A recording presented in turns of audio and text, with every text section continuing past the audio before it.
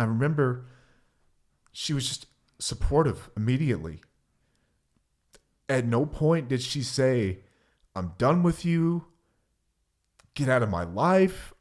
It was just, what are we going to do to fix this? Welcome, beautiful people, and thank you for joining us on Till the Wheels Fall Off, a podcast by Two Folk Couple. I'm Matt. And I'm Paige. And we're here to inspire others, to bring you guys into our lives and tell you a little bit about our journey. Over 20 years together, we've learned a few things. We're going to work toward being the best version of yourself possible. We're going to dig into building a positive mindset, discuss mental health, addiction recovery, improving fitness, building businesses, and insight into what it takes to navigate life today.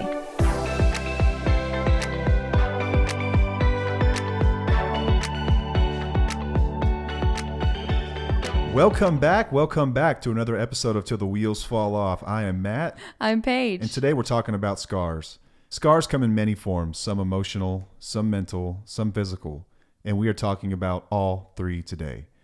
There's an Irish parable about a man who arrives at the gates of heaven, at the pearly gates. St. Peter says to him, "Of course you may come in, just show us your scars." The man says, "But I have no scars." To which St. Peter replies, "What a pity. Was there nothing worth fighting for?" I always love that. It's beautiful. It's eloquent. Gave me chills. I have a lot of scars.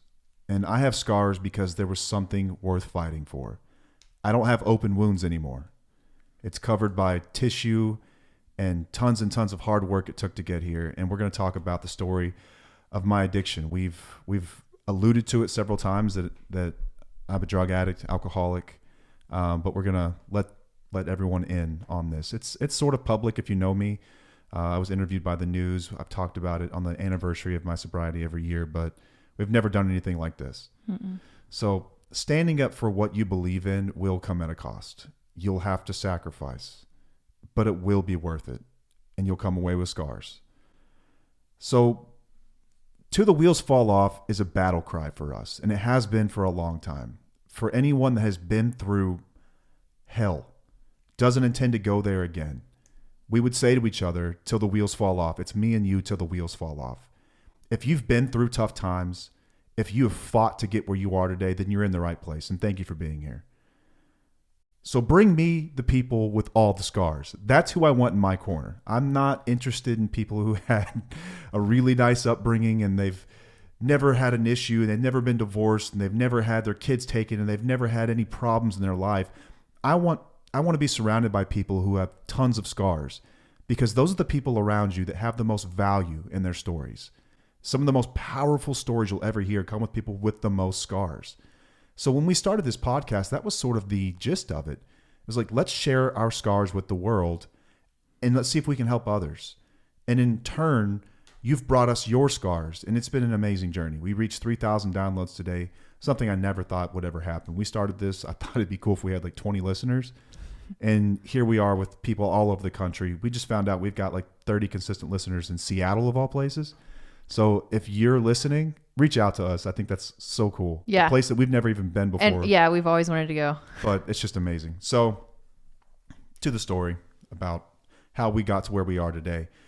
The very blood that courses through my body betrays me every single day because it requires dilution for me to feel okay. That will make sense here in a moment.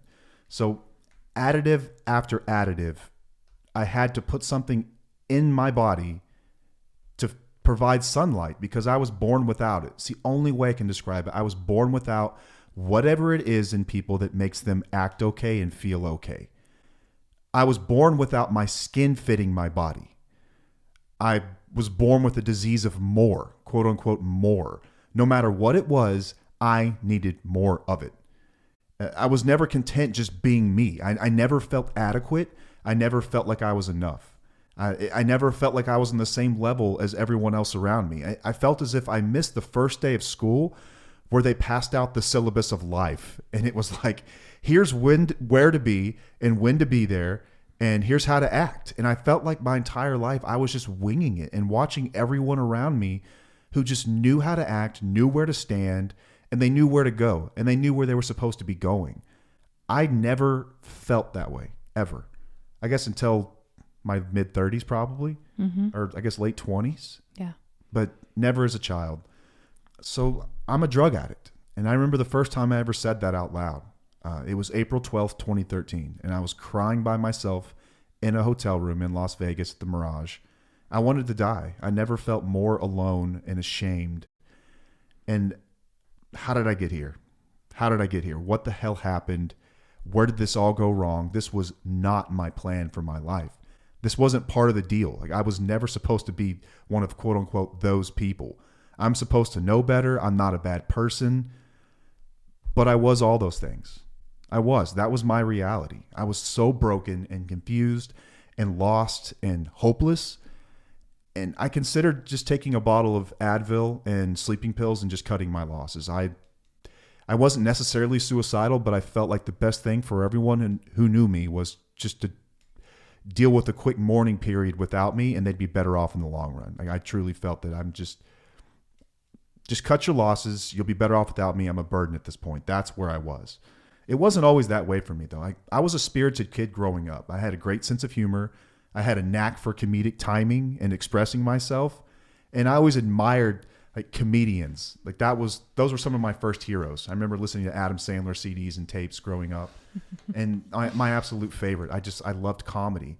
I loved how some people could convey their thoughts and feelings in a way that was relatable, yet it was hilarious. And I looked up to that. I always made friends easy as a kid. I was popular and I was athletic. And on the surface, I guess I seemed fine. And that became a theme of a veneer that I would keep for 26 years. No 12-year-old decides I'm going to be a drug addict. I don't think that when we're growing up, we're sitting there, the teachers going around the school asking us what we want to be when we grow up. I certainly didn't raise my hand and say, I want to be a drug addict. That looks awesome. That looks so amazing. Like, that's the life that I want to live. It was never a conscious decision that I made, really. It was something that just happened naturally because literally anything was better than the way I normally felt. I think it was always in me, as I think back on this, to put something in my body to change the way I felt. And my first addiction was food. I was a sugar fiend, and actually still am today. Yeah. I've got a way to control this now. But when I ate sugar, it felt like honey was coursing through my veins. Like, the world just felt right. I felt right-sized. I felt like I belonged. And it sounds crazy, like writing this out. Like, as I was writing this, I just remember feeling that, though, as a kid. Like, putting something sugary in my body just made me feel comfortable. And about the time I hit puberty, I was hospitalized with asthma. I had really bad asthma growing up. And I was in the hospital for 2 weeks, and I was given some really heavy steroids. And about the same time, I was hitting puberty. So 12, 13, 11, maybe younger for girls, tends to be like that awkward stage in life. Like, this was mine. And I came back from the hospital. I was at home for another couple of weeks till I got my strength back. And I came back to school, and I remember I had a wispy mustache, a cracking voice, acne, and I came back with about 20, 30 more pounds than I'd left with. And you know how 11, 12-year-olds are. They are not shy to let you know about this. My classmates pointed it out, and I withdrew. I just remember not knowing how to handle this or even talk about it, so I just ate more. Yeah. And I ate more. I put more stuff in my body, and that's what I did. And I became like the quote-unquote fat kid overnight, it felt like. My hormones, like this newfound coping mechanism through sugar. And my personality set me up for a really uncomfortable middle school run. And I hated middle school. I'm not sure if many people look back in that time of life and think, oh man, that was the best, right? Nah. Like, it's awkward, it's weird. And I was going through all this stuff. And I liked girls. Girls didn't like me, though. I'll tell you that right now. I'd slip notes in my crush's lockers, and like, I'd just fantasize about talking to girls, and man, I want a girl to like me. And it was not requited. I could not get a girl to give me attention to save my life. Like, I tried everything. I was the funny kid, but I was always like the friend zone kid too. If they only saw you now. They missed out, right? Yes. So I always loved sports, and I mentioned I was athletic. And so when I was 12 years old, I was on the football field for practice, and I broke my ankle. It was a really, really bad break. A guy rolled up on my leg, and I just remember feeling like these pops, like several pops, and then just the worst pain. I can't even describe it. I still remember it vividly today. It was awful. It took 3 surgeries to fix it. I had screws and rods and A gnarly scar. plates and all kinds of stuff. It was just I remember the sound and the pain and the fear I felt like when it happened, like the feeling that something inside your body is not right. I don't know if you're listening, you know the feeling like when you break something badly, it's just like this pressure and this panic, like, oh my God, something's not right in my body. Something's wrong. Something's wrong. It was terrible.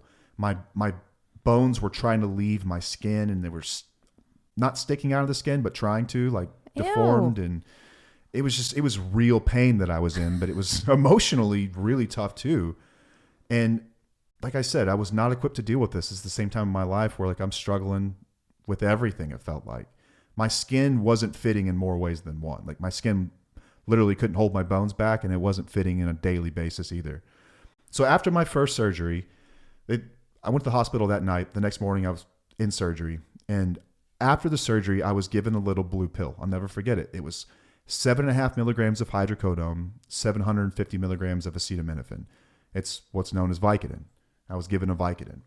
Within 15 minutes of taking this thing, I remember the strangest sensation. It was like Christmas morning. It's the only way I can describe it.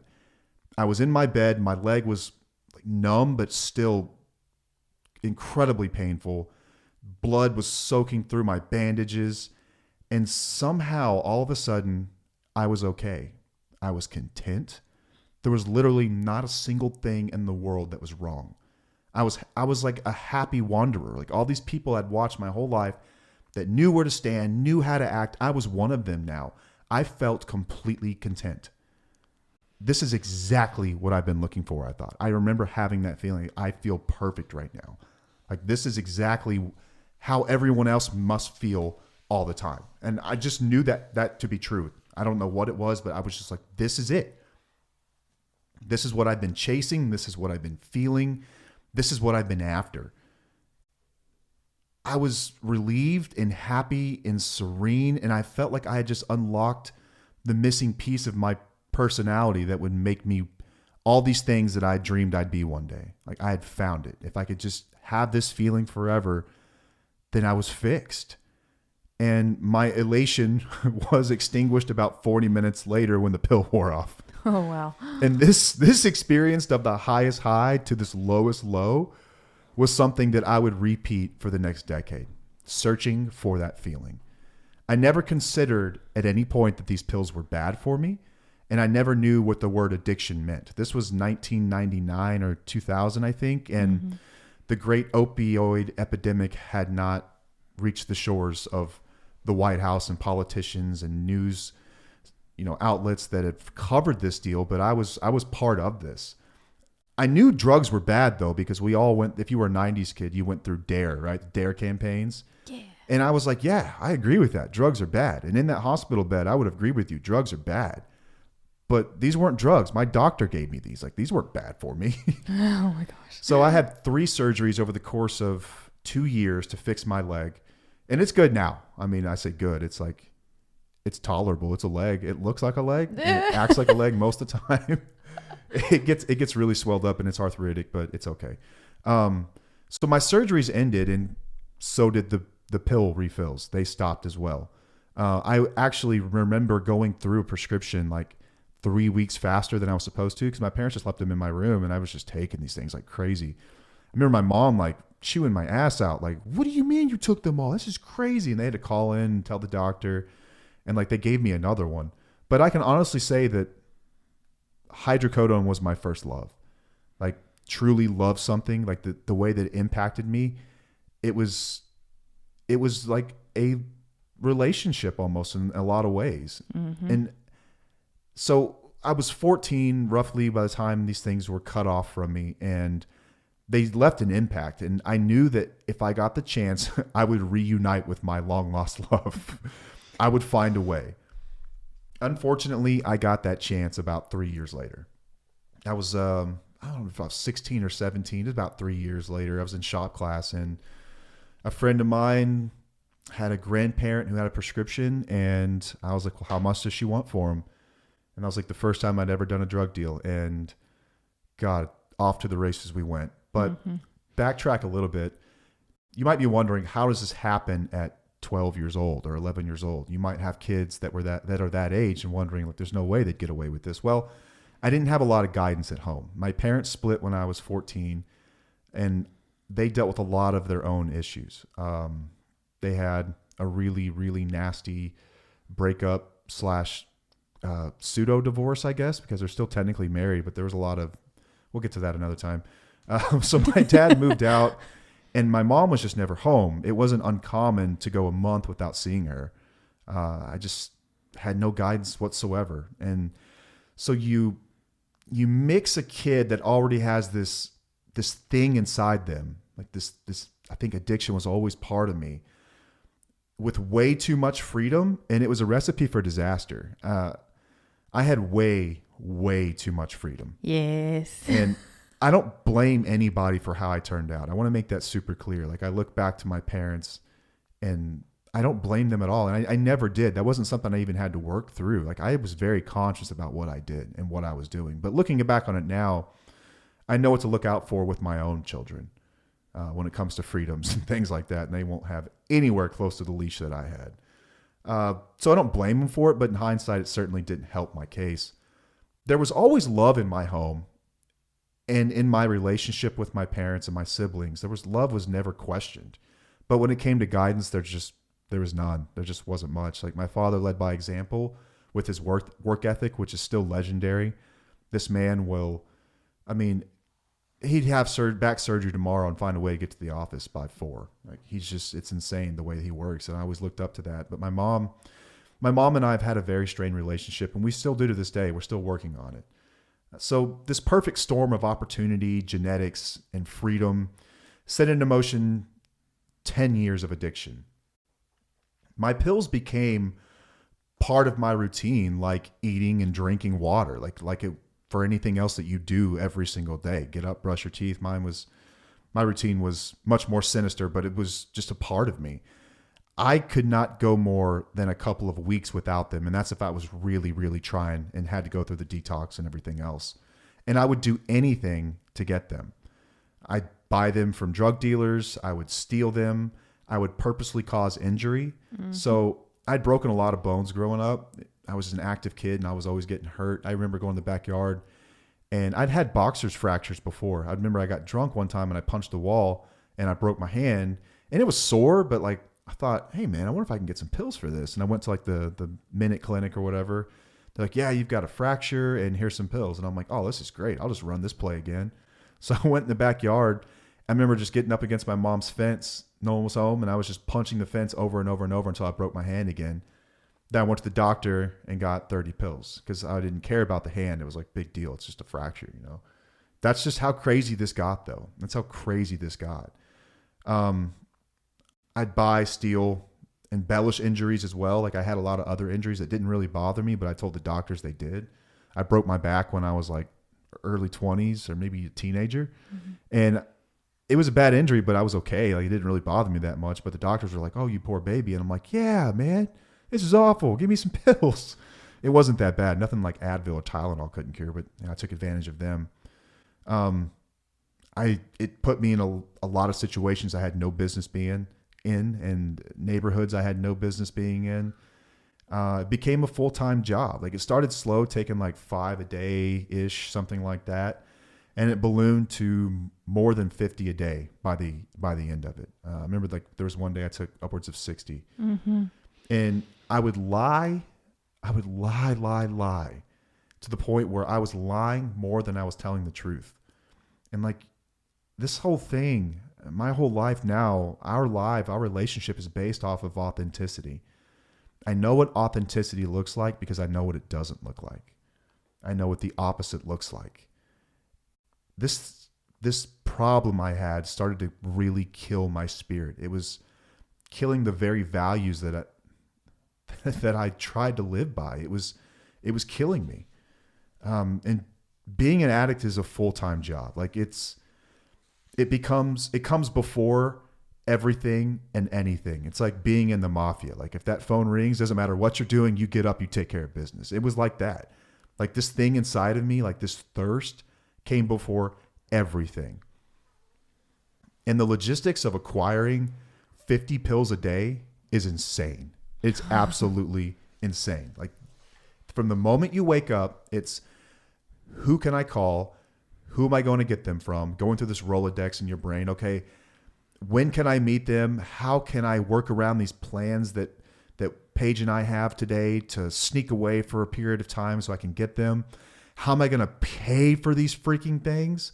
Like, and then how am I going to hide it? And what lies can I tell to make all this believable? Another thing, and this is a part 1 of 2 episodes where Paige is going to tell her story as well, because you're hearing all this thinking, what was she doing the whole time? Well, she was here. I lied about it, and I hid this, and I was a talented liar, unfortunately. So Paige and I moved out when we were 18 years old into an apartment on limited funds. She was working as a temp for an insurance company, and I was working for my parents, and we were going to school. She was going at night. I was going like 3 days a week or something like that, and basically working part-time. And we didn't have much. Like financially, we didn't have much. And the addiction meant that we had even less at all times. Like we had nothing. I think back about it, and we had like nothing. I kept it quote unquote under control for as long as I could, but we were no strangers to overdraft fees and financial fears about how do we make rent or utilities, and like forget about any extras. Couldn't pay for gas. Yeah, I remember. Yeah, you couldn't pay for gas. Like there were times where you couldn't afford groceries. It was bad, and that strains the relationship as well. And I'm sure from her perspective, this was like living with a stranger at some point. It was like, wait a second, you were like this really, really great guy, and then I don't know what's going on, but now you're just a shell. And it's like sometimes I'll pop out and remind her of the person that she fell in love with, but I broke every single promise that I ever made to her, with the exception of one. Mm-hmm. And I would come in stumbling drunk. I'd come in just, full of pills and everything else and feeling guilty. And I would tell her this over and over. I'd say, I promise you one day I'll be a good man.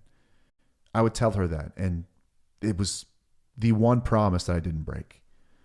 So our marriage was a figment of this beautiful relationship that blossomed when we were teenagers. We got married in 2011, and I was absolutely consumed by addiction at this point. I would wake up early and head for my dealer's house, telling her always that I had to be at work super early because we were crazy busy and I had to get there on time. Well, by the time I got to the dealer's house in South Dallas and all the way back up to where I work, I'd usually be 30 to 40 minutes late every single day to work. So I would swallow 10 just on the way to work. I'd take 10 pills, and these were like 10 milligram hydrocodone or oxy 30s. I would take 10 of those on the way to work. Midday, I'd swallow another 10 to 12. And then by 3 p.m., I'd start to go into withdrawal, and I'd have to start considering, all right, how am I going to get more of these things before I get home? So I'd make an excuse about some emergency at the house, and I'd have to tell everyone at work, oh, I got to go. There's a problem with the baby, or Paige needs help with something. And I would drive back to my dealer's house all the way in South Dallas. I'd get home roughly on time, most of the time a little bit late. And I'd always tell her, oh, I had to work late. I was getting there early, working late. And she was thinking, oh, he works hard, man. Why isn't he making more money? And then as soon as I came in the door, I'd start drinking. I would start drinking. Shot by shot, I drank whiskey every single day. And then I'd disappear to the garage where I would smoke weed. And then by the time I came inside, she had already bathed our daughter, cried lonely tears, feeling like she is just so alone in this world and in this life, dealing with this brand new family and postpartum depression, wondering where the hell her support went. And then I would just go to bed. Everything was all about me. Everything was about me. The next morning I'd wake up, and that story I just told you, it would repeat. And this was every effing day for years and years and years. This went on for over a decade. And I didn't have like this shining white light moment when I got sober. Some call these spiritual experiences or spiritual awakenings. I had more of what I call a moment of clarity. See, I never wanted to be like this. I don't think that anyone who's been an addict or is an addict is listening to this saying, I want to be this way. I was ashamed every single day. I always thought that something would happen in my life, though, that would just make me snap out of it. Like, I always thought that once I graduated college, like, I'm just going to get it together. I'd start working, get it together. Like, okay, when we get married, I'm just going to I'll mature and I'll just, I'll get better and I'll just stop doing this crap. I'll find other priorities that that supersede this and I won't have to use anymore. And then the big one's having kids. And what they don't tell you about having kids is that kids are really, really stressful. Yeah. So when we had our daughter, I was at an all-time low. Like I was taking 60 a day minimum at this point. Like it was all day, every day, nonstop. I was absolutely out of control, just completely out of control. Getting clean though was on my mind daily. Like I was thinking about this all day, all night. Like, how am I going to do this? I'd get on the internet. I'd research like detox methods at home. And I detoxed on my own, like self-detoxed more times than I can even count. Like He had a lot of stomach bugs. Oh yeah, I tell her the stomach bugs, right? Because I would just be in agony. Like withdrawing from opiates will not kill you, but you feel like you want to die. The only withdrawal that can kill you are benzos and alcohol. But opiate withdrawal was horrible, and it feels like having the flu. So every, once a month or so, I'd get the flu, and I'd be sick, unable to get up, do anything. My mind was just in like this weird malaise, and I just wouldn't be able to communicate. I'd be like slurring my words. It was just horrible. It was absolutely horrible. And every time after the detox, I'd be like clean, and I just thought I'd find some reason to use again. It'd be stupid stuff, but like the most dangerous thought you can have as an addict is that it's going to be different this time. So each time I relapsed, I would just have more of an empty feeling that I'd never be able to get sober. And I was scared to death. It all came to a head, and I went to Vegas, and I was, we were broke at the time before we left. There was a serious conversation about do not spend money when you're in Vegas. Do not do it. We are broke. We can't afford it. So I took a supply with me that was going to last me the time I was there. And I had this detox plan. I'd take like this many one day, a few less the next day, a few less the next day. By the time I got home, I was going to be sober. And we were like going to live our lives happily ever after. But like any good addict, I took all of them the first night, partied my ass off, blacked out, ended up in an ATM machine, emptied out our account, and had no recollection of it. Woke up the next morning to the phone ringing off the hook, like calling me over and over and over. And I answered it, and it was Paige, and she was mad. Like, the tone in a woman's voice when she is fed up. And this was the tone. And she was also sort of indifferent. And that scared me because she didn't even care anymore. She didn't care to hear my excuse. She didn't care about why I needed to get this money out. And so as I'm sitting there trying to muster up another lie, I had this thought just for a moment, just tell the truth. I don't know where it came from, but I did. And I just came clean and I told her the truth. I remember bawling my eyes out and telling her that I have a serious, serious problem. I've got a major problem and I need help and I don't know what to do about it. And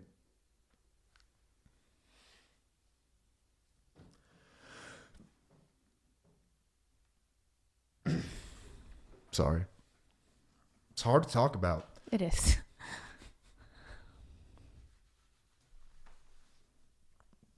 I remember she was just supportive immediately. At no point did she say, I'm done with you. Get out of my life. It was just, what are we going to do to fix this? It was me and you till the wheels fall off, and you meant it, and you walked the walk.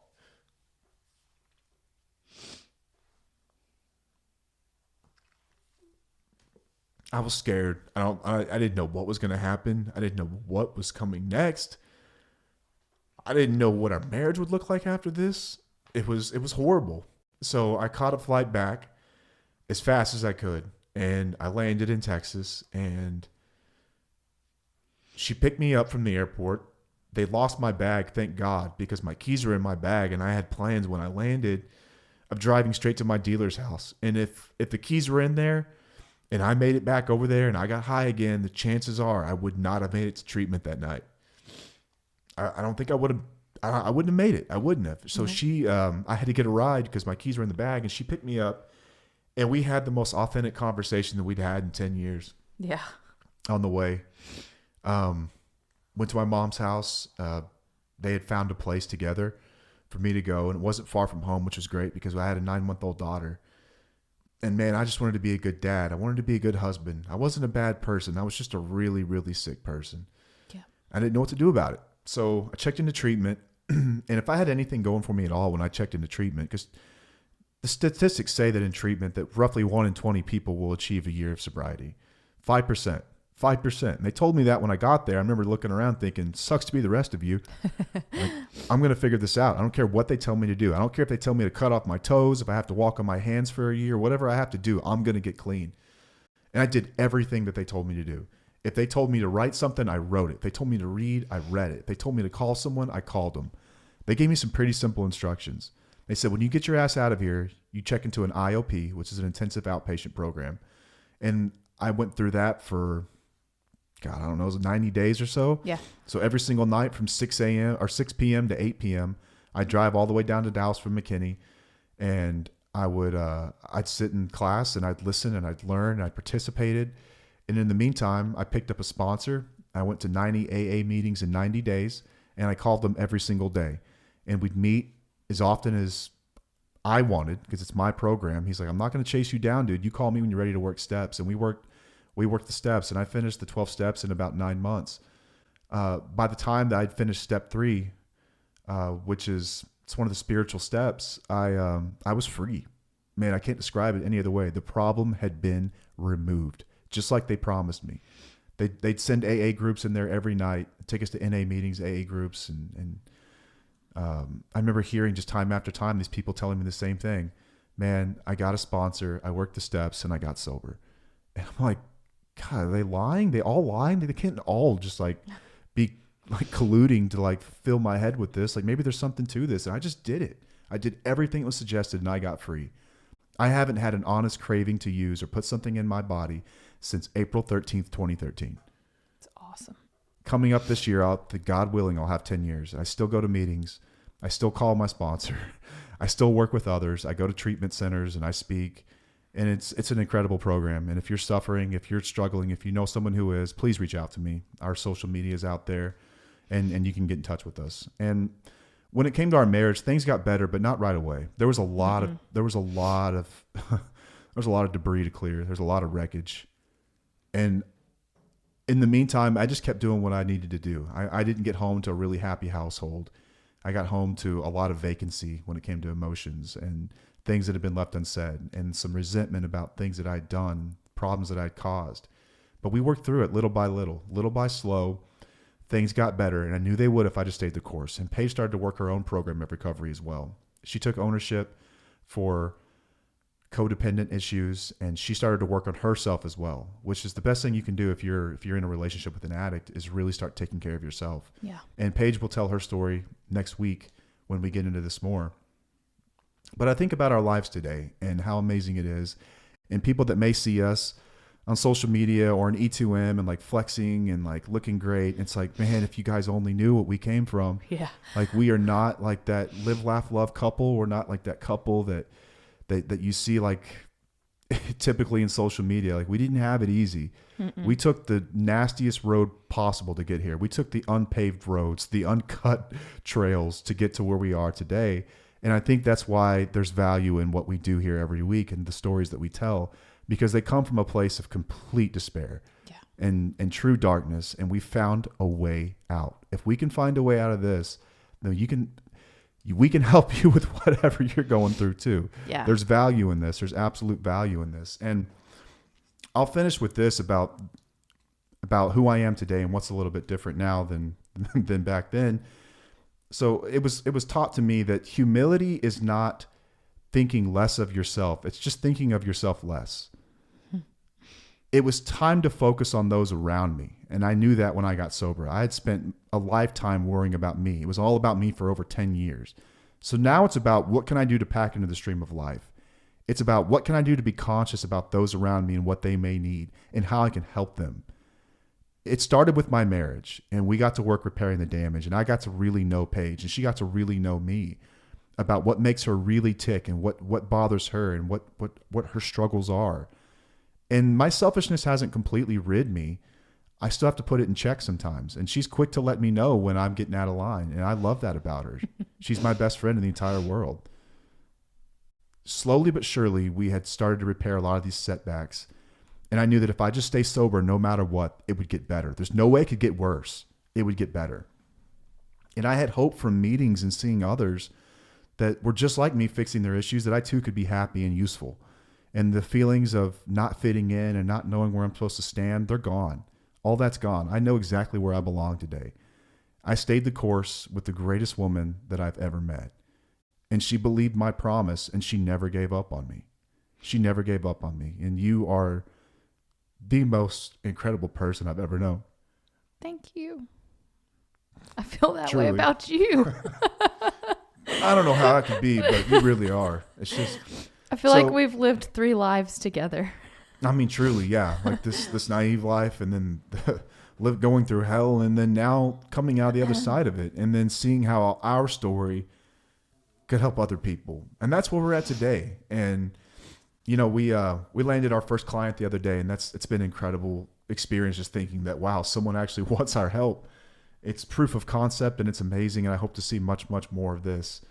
So thank you to those of you who have been there from day one for the journey. And I hope that if you got anything from this episode at all, you gained an understanding of what Till the Wheels Fall Off is about. Yeah. What it's really about.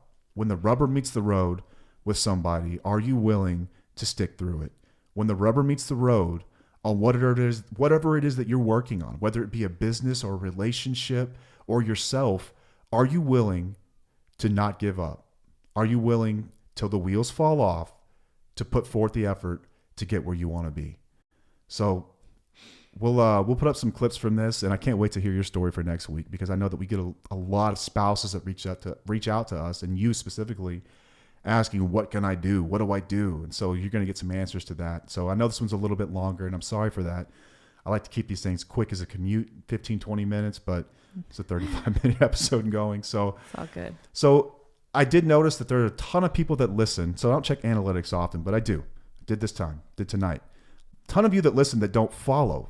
And it occurred to me, maybe you don't know how. So if you go to your podcast app, whichever it is, if it's Spotify, if it's Apple Podcast, on the top right-hand corner in Apple, there's a little button that says follow. Just click that. Click that for us and leave a review. In Spotify, underneath the picture that says follow. So it's follow. Please follow. It helps us learn more about you and how we can provide the content that you need. If we know who you are, your just numbers on the screen right now. Yeah. So interact as often as possible. You can check us out on Instagram at TWFO_couple. That's Tufo Couple. You can check us out on Facebook at Tufo Couple. And you can find us on our blog at www.tufocouple.com. I think that about does it this time. So you got anything else? No. All right. Until next time, I am Matt. I'm Paige. And we'll see you. Bye.